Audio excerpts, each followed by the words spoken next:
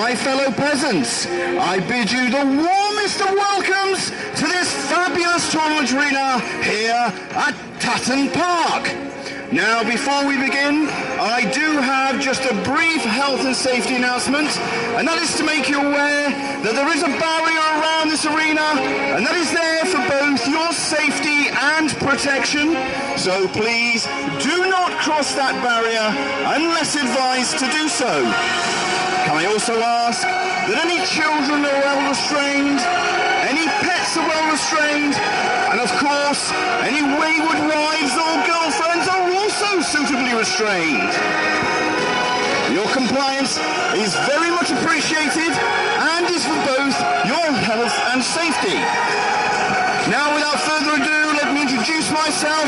I am Geoffrey Chaucer, and this is the World Jousting Championships of 1376. You will shortly see our 4 final knights entering this arena with their lances raised. Ladies, is there any other way?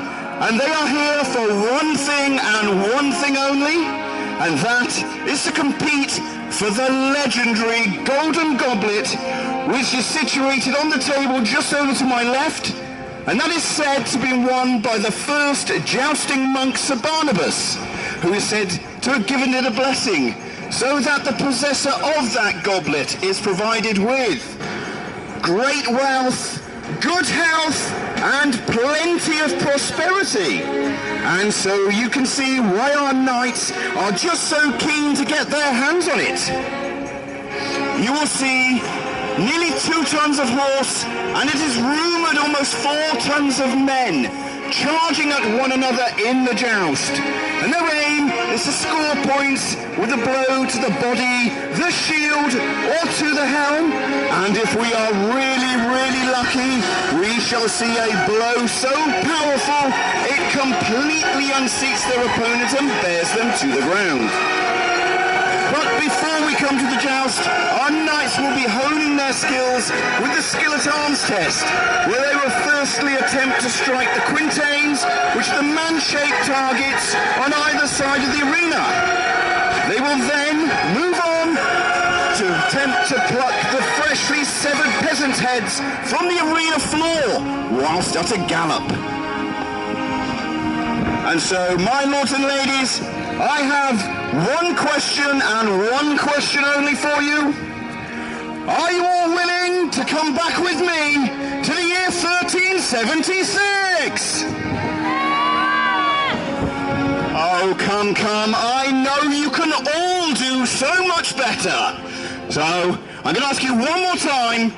Are you all willing to come back with me to the year 1376? Now that's much more like it.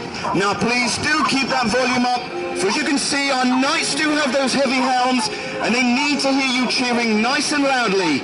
For the louder you cheer, the harder and faster they will ride for you. So squires, if you could please take up your positions as we prepare to welcome our knights into the arena in the usual manner.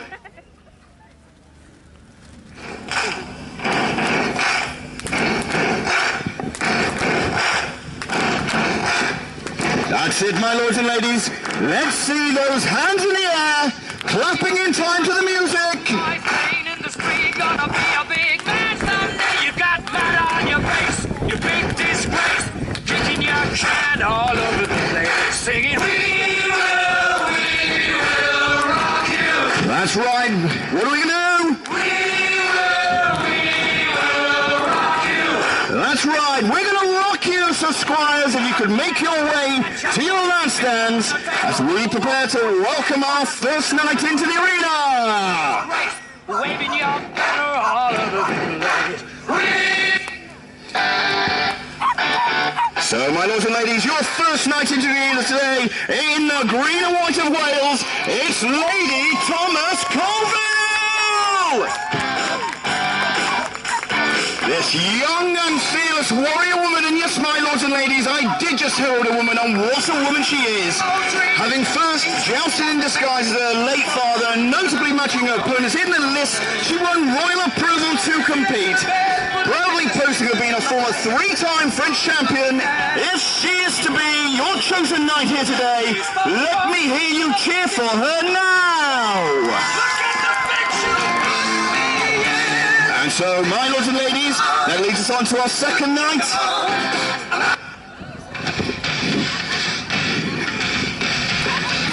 Oh, there we go, a little bit fruity today, my lords and ladies.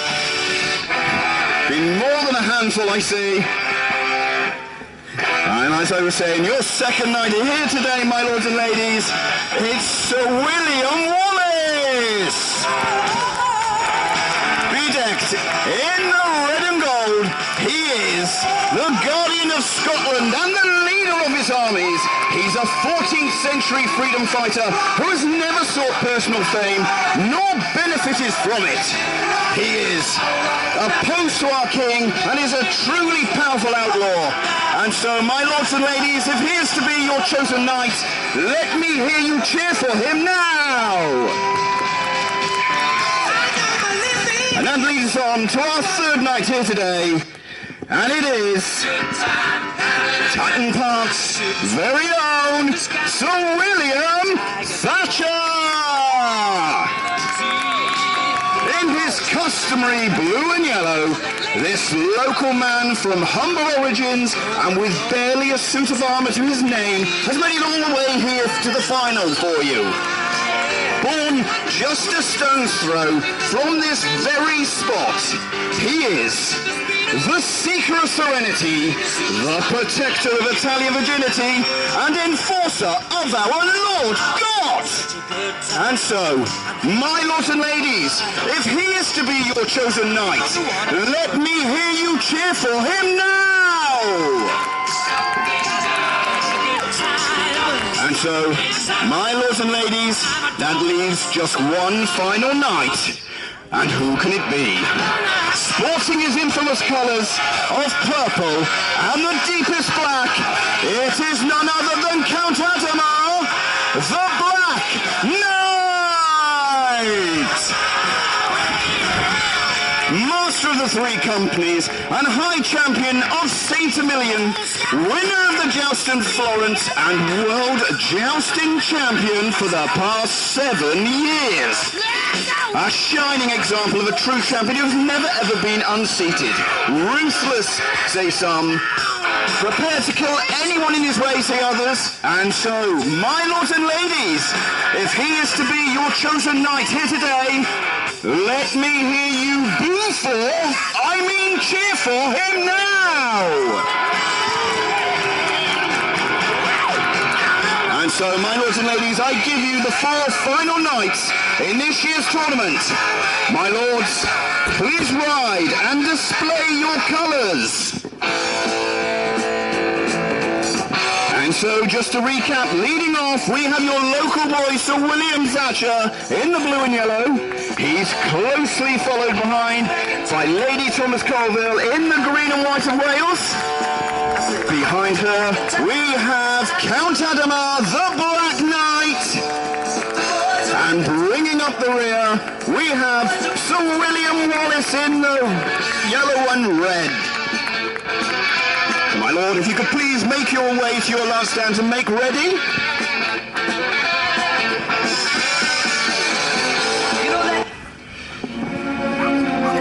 And so, my lords and ladies, as you may know, it is customary for our knights to prepare for the joust with a skill at arms test. And there we have Fester the Jester demonstrating just how heavy that quintain ball is. Oh, come, Count Adamar, there really is no need for that kind of behaviour.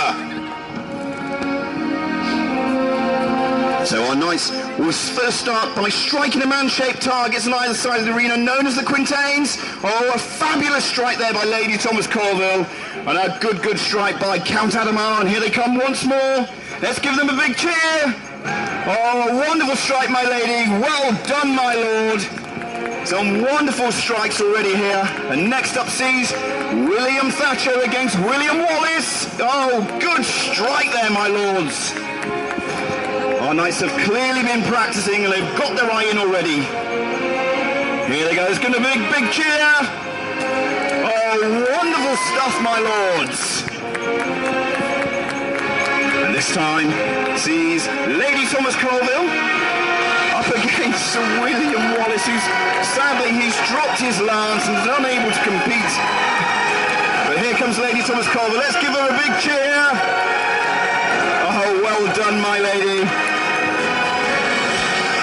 This time we've got your local boy, Sir William Thatcher, against the reigning champ, Count Adamar. Great strikes there by both our knights. Here we go again. Oh, good strike there. Well done. Oh, what seems to be happening over here? Well, my lords and ladies, Count Adamar is suggesting the squire move the target. Is that correct? Did she move it? I'm sorry, my lord, you appear to have missed. A little more practice is required, my lord. And so, we now move on to the second part of the skill at arms test, which is the one where our knights will attempt to pluck the freshly severed peasants' heads from the arena floor with a spear. But my lady, where's your spear? Well, my lords and ladies, she suggests she doesn't require one, but I do wonder how she's going to pluck those heads from the floor. So, my lords, proceed when ready.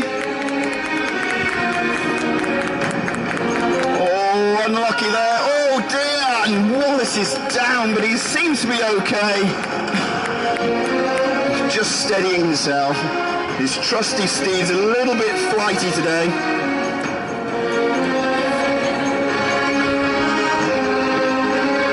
Wait one moment.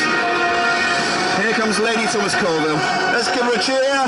She's down. Oh, wonderful grab there. Fantastic horsemanship.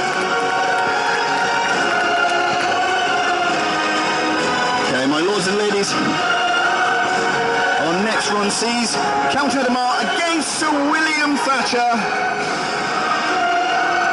Oh, wonderful stuff there, my lord. And that's a point there. Fabulous stuff. Here comes Thatcher. Oh, great strike there by both of our knights, a point apiece. Absolutely wonderful skills. And so, my lords and ladies, at the end of our skill at arms test, the scores are as follows. Well, as I thought, it's very close. In fact, it's just too close to call right now. And so we have reached that part of our tournament where our knights will parade around the arena, collecting any favours that you see fit to present to your chosen knight. This can be anything from a hat to a scarf or even an item of underwear.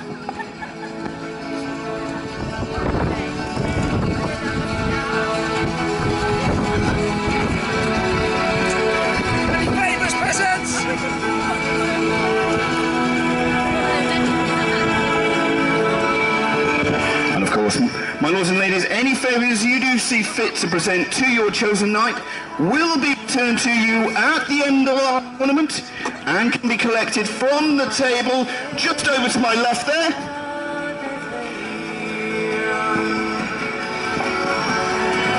Why, my lord, what have you got there? Is it a slingshot? Or is it an over-shoulder boulder holder?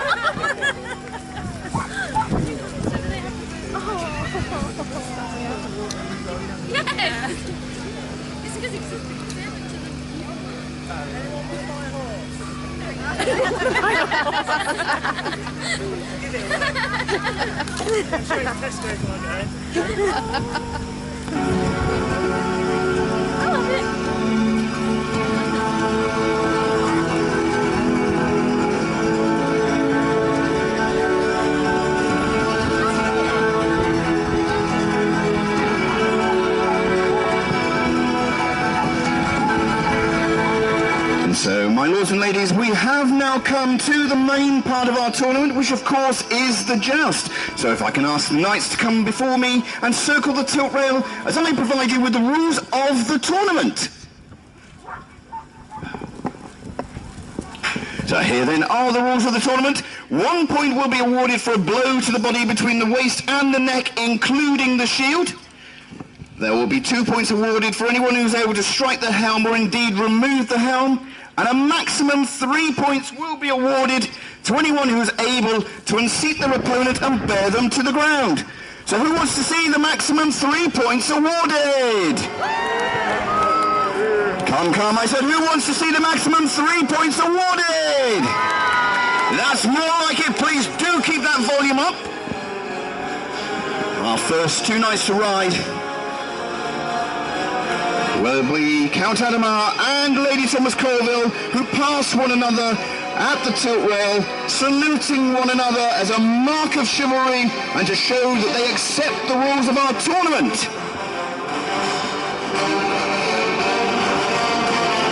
As you can see, our knights are taking on their helms, their shields and their lances, and they will joust for you when ready.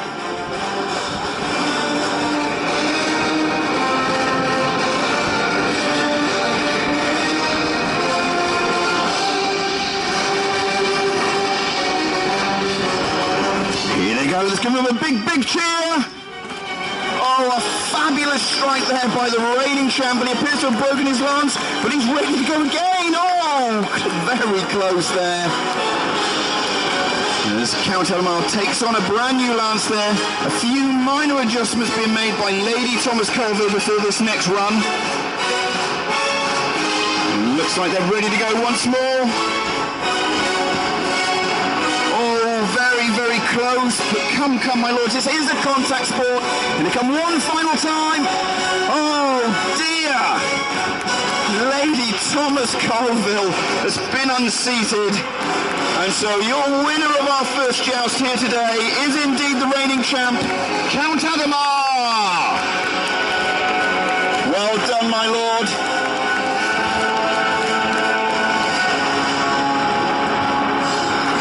So, my lords and ladies, we move on to our second joust, which will be contested by Sir William Wallace and Sir William Thatcher, your local boy. And they too pass one another along the tilt rail, saluting one another as a mark of chivalry and to show they too accept the rules of our tournament. They will now take up their helms, their shields and their lances, and when ready, they will joust. Here they go. Oh, a good strike there. And they're straight into it once more. Oh, a glancing blow there. Wallace just steadying himself for the next run. Oh, very close there. One final time, here they come. Oh, a great strike there by Wallace, sends Thatcher to the floor. But he appears to be okay, he's just steadying. Well, what's going on here? Adamar, what are you doing, my lord? Any more of that kind of behaviour and I'll banish you from this tournament, Phil. But Lady Thomas Colville's getting in on the act as well now.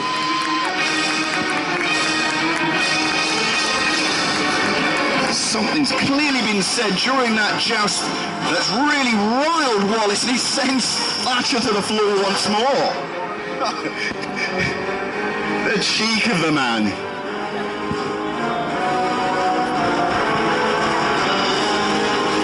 As Wallace is moving away to the table there, and it looks as though he's challenged your local boy, Sir William Thatcher. to a duel with flaming maces, my lords and ladies.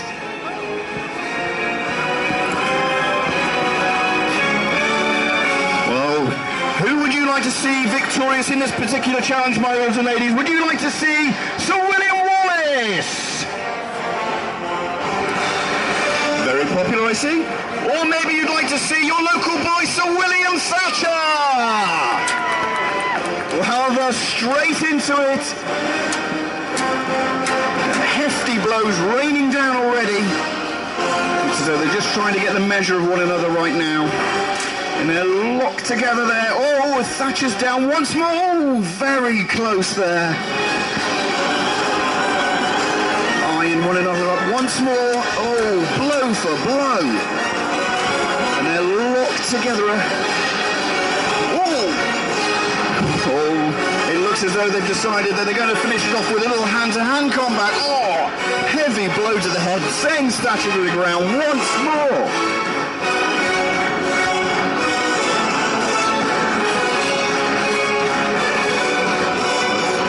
Wallace is just toying with him. And so, my lords and ladies, should he finish him off? Should he finish him? Oh, Thatcher's got a cheeky blow in himself. Oh, looks as though he might just have got the upper hand now. And so, my lords and ladies, should Sir William Thatcher finish him off? Should he? Well, it looks as though he might be having roast chestnuts for tea tonight. Finish him, my lord. Well, my lords and ladies, Sir William Thatcher has done the honourable thing and allowed him to yield. And so, the winner of that particular challenge, it's your local boy, Sir William Thatcher! Well done, my lord.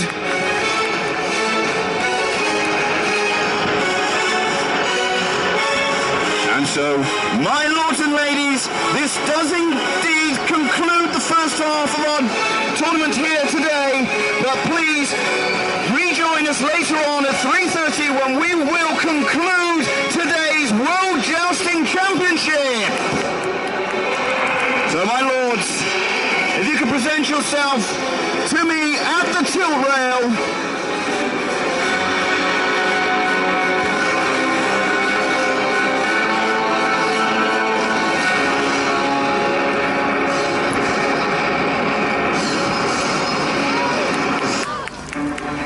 Oh dear, poor Sir William Wallace, really not having much luck there today, my lords and ladies.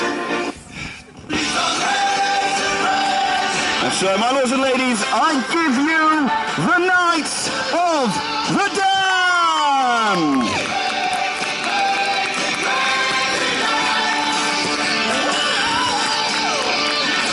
My lords and ladies, you can follow the Knights of the Damned on Facebook and Twitter.